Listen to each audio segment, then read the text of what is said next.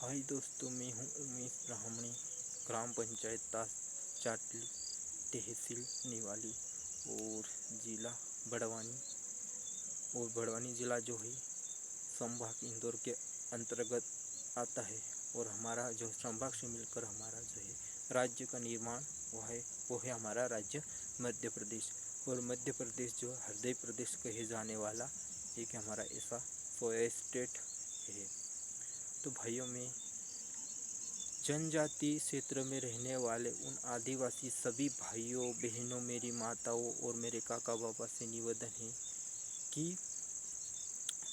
तम्बाकू गुटखा जो है खाने से इंसान को कौन सी बीमारी होती है, जो कार्य में जानकारी देता है। तम्बाकू, बीड़ी, सिगरेट, गांजा, देसी विदेशी दारू, मोहे के दारू और अन्य भी जो चीज़ें है इंसान खाता है, उससे हमारे शरीर पर किसी न किसी प्रकार की बीमारी का रूप जो है जन्म लेता है। इससे हमारा मस्तिष्क यानी हमारी बौद्धिक क्षमता में कमजोरी होती है, हमारे आँखों में देखने की क्षमता कमज़ोर होती है, आवाज़ कमज़ोर होती है, हमारी मांसपेशियाँ कमज़ोर होती है, हमारे शरीर के सारे अंग जो है ब्लड जैसे काम करने की सिस्टमेटिक ऑटोमेटिक कमज़ोर होते जाते हैं, जिससे हमारा विभिन्न प्रकार लकवा, कैंसर, टीबी, टाइफाइड और जलन, टाप, फेफड़ों में सूजन, आँखों में और अनेक से जो है कैंसर, टाइफाइड अनेक ऐसी बीमारी को जन्म देता है।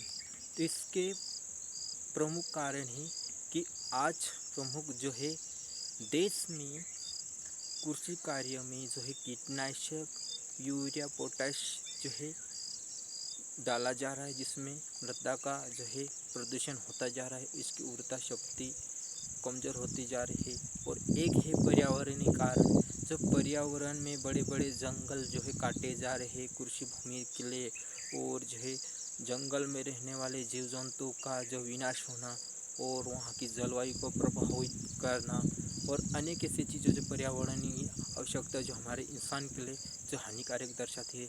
बड़े उद्योग धंधे, कारखाने, बिजनेस खोले जा रहे हैं, जो वहाँ से निकलने वाला धुआं, वहाँ से निकलने वाला तेल जो है काफ़ी जो है पानी जल प्रदूषण पर प्रभाव डालता, वायु प्रदूषण पर प्रभाव डालता है और मृदा प्रदूषण पर प्रभाव डालता।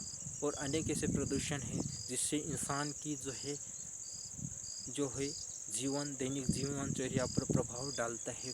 इसके पीछे वनों में लगने वाली आग, आज वैज्ञानिक तकनीकों के कारण औद्योगिकरण, नगरीकरण, बढ़ती हुई आबादी और गलत क्षेत्रों में अनुप्रयोग लाने से हमारी जो है हमारे शरीर पर बुरा प्रभाव डाला जा रहा है।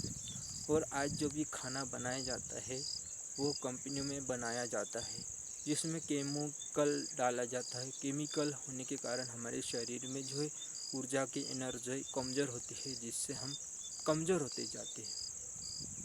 और बस यही कारण है जो हमारे शरीर पर जो कारक दर्शाते हैं।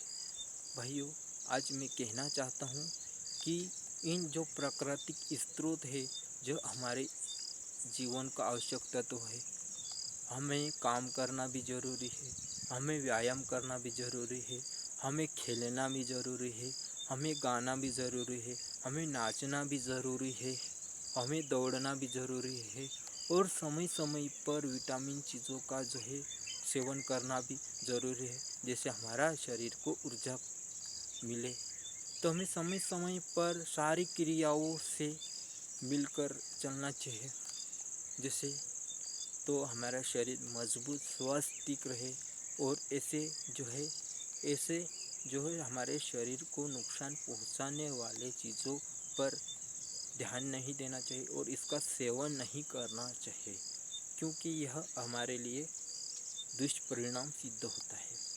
इसके लिए बचने के लिए हमारे गांव या शहर में शिविर चलाया जाता है और जिसके माध्यम से शिक्षा जागृति किया जाता है कि नशीले से प्रतिबंध, जैसे हॉस्पिटल, गवर्नमेंट जो अनेक ऐसे एनसीसी या गाँवों में संस्थाओं के माध्यम से लोगों को जानकारी देती है, जिससे मनुष्य को बचाव के उपाय सोचते हैं। और इन्हीं के साथ में अपने विचारों को मैं समाप्त करता हूँ प्रकृति की अनेक ऐसी घटना है जो मनुष्य अपने दैनिक जीवन में उपयोग में भी लाता है, उसका दुरुपयोग भी करता है। उसका कारक जो है हमारे शरीर पर भी प्रभाव पड़ता है और आने वाली जो है प्रकृति के जितने भी जैव मंडल है, स्थल मंडल है, वायुमंडल है, जितने भी जीव जंतु पर प्रभाव पड़ता है। तो अभी मैं अपनी वाणी को विराम देता हूँ और सभी भाइयों बहनों अपनी वाणी को विराम देता हूँ और जय हिंद, जय भारत माता।